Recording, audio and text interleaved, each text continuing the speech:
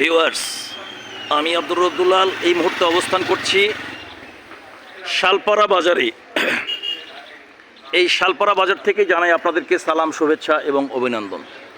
বন্ধুরা, শালপাড়া বাজারটি মূলত ধলাহার এবং আইমা ইউনিয়নের একটি অংশ নিয়ে অবস্থিত।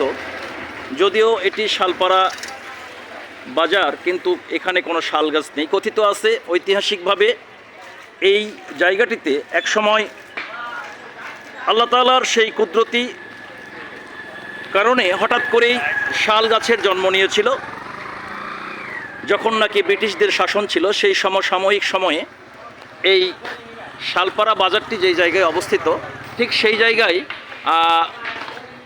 শাল গাছের জন্ম নিয়েছিল। কিন্তু এখানকার প্রশাসন তথা ময়মুরব্বীরা মিলে সিদ্ধান্ত নিয়েছিল, যদি এই শাল গাছ থেকে যায় তাহলে বন বিভাগ এই জায়গাটি সরকারিভাবে আয়ত্ত অর্থাৎ দখল করে নেবে। সেই সূত্র ধরে তার তাৎক্ষণিক সিদ্ধান্তের ভিত্তিতে এই শালপাড়া নামক এই শাল গাছগুলো যেখানে জন্ম নিয়েছিল, সেই শাল গাছগুলোকে তারা অল্প সময়ের মধ্যেই কৃষি সমাজ এই শাল গাছগুলোকে বিনষ্ট করে দেয় এবং সেই শাল গাছের সূত্র ধরেই এই শালপাড়া বাজারের নামকরণ হয়েছিল শালপাড়া। বন্ধুরা, যদিও এই শালপাড়া কি মৌজা আছে কাগজপত্রে?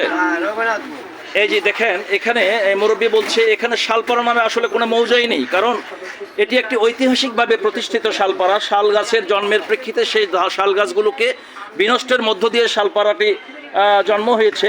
কিন্তু এখানে রঘুনাথপুর এবং পাশে রয়েছে থিপুর, বালিয়াতর ইত্যাদি, কিন্তু কাগজপত্রে এখানে কোনো শালপাড়া নামক মৌজা পাওয়া যায় না।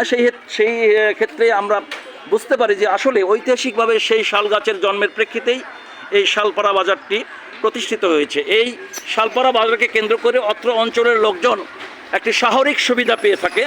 এখানে একটি সাব ব্যাংক রয়েছে, ইসলামী ব্যাংক থেকে শুরু করে ঔষধের দোকান অনেক।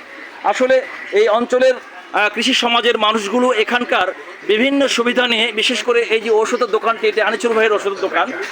এই দোকানটি এই এলাকার মানুষের অনেক অনেক চাহিদা পূরণ করে থাকে এবং তাৎক্ষণিক প্রাথমিক চিকিৎসারও একটি সুযোগ পেয়ে থাকেন। বন্ধুরা, কথা দিয়েছিলাম চলার পথে যেখানে যাব আপনাদের সঙ্গে থাকবো, সেই প্রতিশ্রুতির ধারাবাহিকতায় আজকে আপনাদেরকে সঙ্গে নিয়ে এই শালপাড়া বাজারে এসেছি।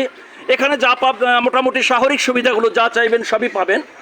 দেখবেন এখানে অনেক বড় একটি সুবিতান রয়েছে, অনেক অনেক যা চাই, অনেক ধরনের জুতো এখানে পাওয়া যায়, জুতা, ব্যাগ, ছাতা থেকে শুরু করে সব কিছুই। আসলে শালপাড়া বাজারে অনেক কিছুই পাওয়া সম্ভব।